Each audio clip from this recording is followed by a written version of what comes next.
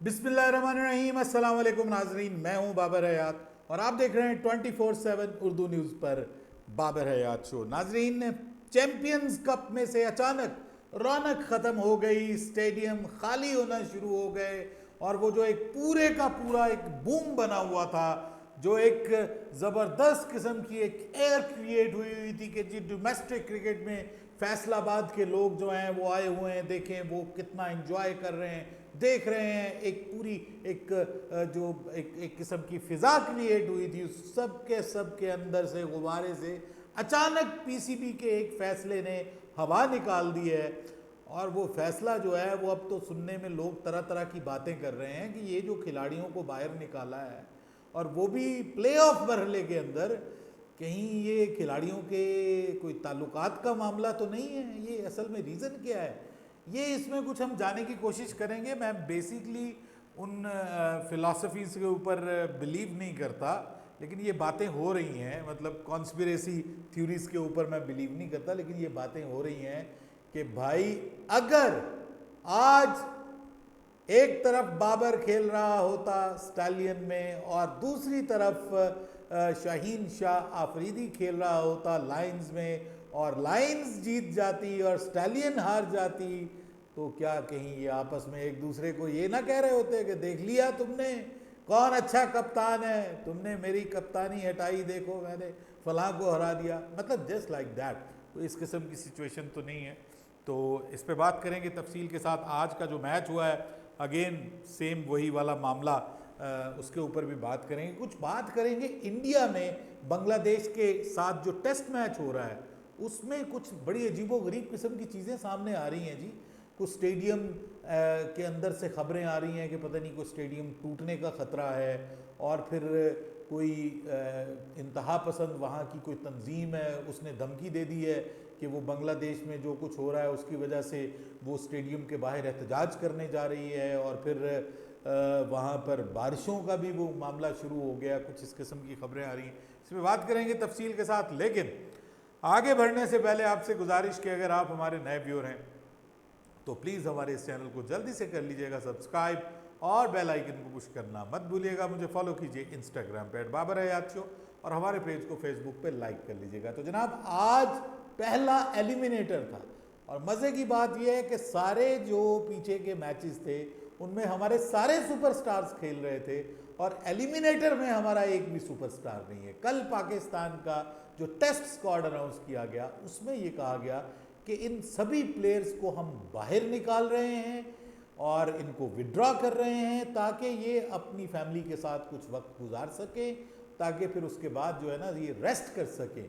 तो भाई 2 दिन का तो फ़र्क था, ये 2 दिन के फ़र्क से क्या फ़र्क पड़ जाना था इतना बड़ा। आपने पूरे के पूरे जो टूर्नामेंट, जो कि एक सक्सेसफुल टूर्नामेंट जा रहा था जिसमें लोगों का बहुत ज़्यादा इंटरेस्ट था, और बड़े अरसे के बाद ऐसा लग रहा था कि पाकिस्तान के क्रिकेट फैंस जो हैं वो क्रिकेट से इंजॉय कर रहे हैं, वो स्टेडियम्स जो है डोमेस्टिक एक टूर्नामेंट में फुल जा रहे हैं।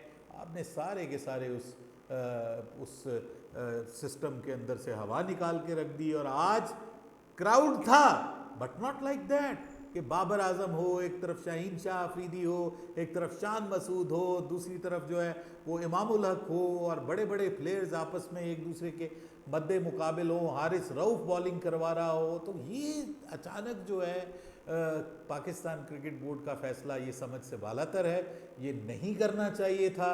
ये जो है ना मतलब जो बीच में तो वैसे ही वक्फा आ रहा था। देखिए ना, आज जो एक मैच खेलना था उन टीमों में से एक टीम ने तो वैसे ही निकल जाना था, ठीक है। उसके बाद एक मैच अब जुमे को होगा, अब जुमे वाले मैच में से भी एक टीम ने निकल जाना, तो पीछे 2 टीमें रहनी थी और उनका एक इतवार को मैच है। तो कितना जो है वो रेस्ट 2 दिनों में ज़्यादा कर लेना था। मेरे ख्याल में तो शायद इसी वजह से कि कोई कंट्रोवर्सी ना जनरेट हो जाए, खिलाड़ियों की जो है वो आपस में जो इत्तेहाद और यगानगत और वो जो यूनिटी की बात की जा रही है पीसीबी में कि जी यूनिटी होनी चाहिए, वो कहीं यूनिटी जो है वो डिस्टर्ब ना हो जाए, इस किस्म की भी कुछ खबरें आ रही हैं। बात की जा रही है सोशल मीडिया पर कि पीसीबी ने ये वो कहते हैं ना कि दिखाया कुछ है और किया कुछ है, और दिखाई सजी है और मारी खबी है। कुछ इस किस्म का सीन चल रहा है। लेकिन बहरहाल आज का जो मैच था वो काफ़ी इंटरेस्टिंग मैच था, क्योंकि आखिर दम तक ये मैच गया है और जहांदाद पे सब लोगों ने उम्मीदें लगाई हुई थी, लेकिन जहांदाद तो रहे उनका आखिर तक वो साथ ना दे पाया, और वो अकेले करते भी क्या करते। कप्तान मोहम्मद हारिस ने कप्तानी बहुत अच्छी की है, लेकिन बैटिंग में उनका बैड पैच मुस्तकिल चल रहा है, रेगुलर चल रहा है, कंसिस्टेंट चल रहा है। आज जो जिन लोगों ने डिसअपॉइंट किया उनमें इमामुल हक भी शामिल है कि आप अपनी टीम की जानिब से खेलते हुए, आज तो कप्तान थे आप, लेकिन कप्तान के तौर पे भी आप 20s में आउट हो रहे हैं। वो एक जो आपने एक कसम उठाई थी कि जी मैं बिल्कुल बदल जाऊंगा, वो अभी भी नज़र नहीं आ रहा। वही टुक टुक वाला इमामुल हक नज़र आ रहा है। और फिर जाके आप देखिए ये इरफान खान नियाजी जो है वो भी, उसने भी आज के मैच में डिसअपॉइंट किया। बस एक सेंचुरी, एक में 30-40 रन, और खुशदिल शाह ने भी 2 इनिंग्स खेली उसके बाद। अब वैसे भी सब लोग हर इनिंग्स में थोड़ी चलते हैं, लेकिन एंड में आके जो है वो अहमद दानियाल ने बहुत अच्छा खेला है जी। उसने बताया कि वो एक अच्छा ऑलराउंडर भी है, अच्छा लड़का है। पीएसएल में भी हमने उसको देखा, लाहौर कलंदर ने पिक किया था। लेकिन आपको पता है कि ये वो लोग हैं कि जो हाइप क्रिएट नहीं कर पाते। ये इनका कोई सोशल मीडिया टीम नहीं होती जो इनकी जो है वो हाइप क्रिएट करे और बताए इनको कि अहमद दानियाल में बहुत टैलेंट है, इसको भी पाकिस्तान टीम के अंदर आना चाहिए। या मतलब दूसरे उनके साथ एक दो और भी प्लेयर है, जैसे आमिर यामीन है। मतलब आमिर यामीन तो बेचारा, उसने तो इधर से रिटायर्ड हो जाना है, वो तो नहीं आएगा। ना आमिर यामीन आएगा, ना उमर अमीन आएगा। उन्होंने इधर से ही रिटायरमेंट का ऐलान कर देना है। ज़्यादा से ज़्यादा अमेरिका चले जाएंगे, वहाँ पे जाके कुछ खेल लेंगे या बाहर की लीग्स खेल लेंगे। बहरहाल मुकाबले में जो है वो स्टैलियंस की टीम जो है वो सर कुछ करती हुई दिखाई तो दे रही थी, लेकिन फिर भी कुछ नहीं कर सकी। हारिस पे उम्मीदें थी, जहांदाद पे उम्मीद थी कि ये दोनों मिलके जो है वो कुछ करेंगे, लेकिन हारिस भी साथ छोड़ गए, जहांदाद भी साथ छोड़ गए, और कुछ वो जो है वो करने में। उबैद शाह पहली बार आए हैं जी आज, और आज आकर उन्होंने 3 विकेटें ली।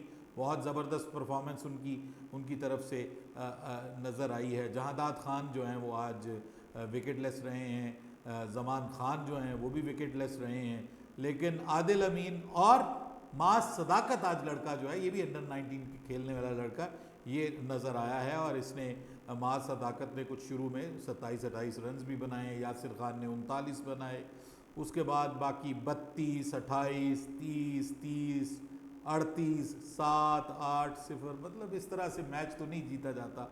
मैच काफ़ी करीब ले गए थे, काफ़ी करीब ले गए थे, और ऐसा लग रहा था कि शायद ये मैच जो है वो टीम जीत जाए, लेकिन ये मैच भी वो 12 रन से हार गए। 12 रन से हार गए। थोड़ा सा अक्लमंदी का मुजाहरा किया जाता तो ये इस टूर्नामेंट का पहला सक्सेसफुल चेज हो सकता था। अब जनाब सिनेरियो ये है कि ये टीम बाहर निकल गई है स्टैलियन की, अनफॉर्चुनेटली, जो बाबर आजम AKA बाबर आजम टीम, अब तो वो नहीं है उसमें।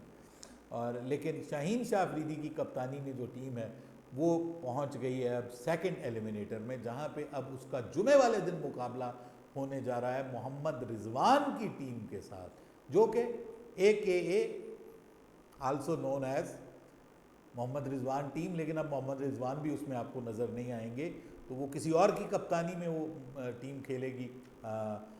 और मारखोर का मुकाबला अब लाइन्स के साथ होगा, और इनमें से जो टीम जीतेगी फिर वो संडे वाले दिन पैंथर के साथ मुकाबला करेगी। लेकिन पैंथर में आपको शादाब खान नज़र आएंगे, और अब मुझे ऐसा लग रहा है कि शादाब खान की टीम इस टूर्नामेंट की चैम्पियन बन सकती है, क्योंकि इतने ये जो कैप्टन्स हैं ना, इनमें मुझे लगता है कि शादाब खान एक वो वाहिद तगड़ा कैप्टन है कि जिसके कुछ प्लेयर्स गए ज़रूर हैं, लेकिन अभी भी उसकी अच्छी खासी तगड़ी टीम मौजूद है, और वो मुझे लग रहा है कि उसका चांसेस ज़्यादा। 12 लेट्स सी, देखते हैं। लेकिन स्टेडियम तो जनाब खाली हैं, और वो मज़ा नहीं रह गया। वो सारे का सारा मज़ा जो है किरकिरा करके रख दिया पाकिस्तान क्रिकेट बोर्ड ने। बहरहाल हम पाकिस्तान क्रिकेट बोर्ड की बात कर रहे हैं भाई, उधर से इंडियन क्रिकेट बोर्ड की कहानी सुने। इंडियन क्रिकेट बोर्ड का जो मैच है ये कानपुर में होने जा रहा है, और पता चला है कि कानपुर का जो स्टेडियम है उसमें पहले तो 2 दिन बारिश है, और आपको पता है इससे पहले भी बारिश की वजह से वो बेचारे अफगानियों का मैच पूरे का पूरा वॉश आउट हो गया। एक भी गेंद नहीं खेली गई 5 दिन, वो ग्रेटर नोएडा स्टेडियम में हुआ। अब यहाँ पे जो है कानपुर के अंदर पहले 2 दिन बारिश बताई जा रही है, ऊपर से पता चला है कि कानपुर स्टेडियम की जो फ्लड लाइट्स है वो ख़राब है। ये तो पाकिस्तान में हुआ करता था, अब ये इंडिया में भी हो रहा है। तो मुझे लगता है पाकिस्तान क्रिकेट बोर्ड की रूह उधर भी ट्रांसफ़र कर गई है।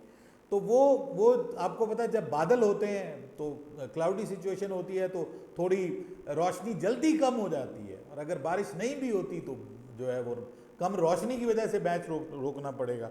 ऊपर से गवर्नमेंट ने ये बताया है कि यहाँ का एक जो स्टैंड है, उस स्टैंड की आपने 50 से ज़्यादा टिकटें नहीं भेजनी, क्योंकि वो कमज़ोर है और वो गिर सकता है।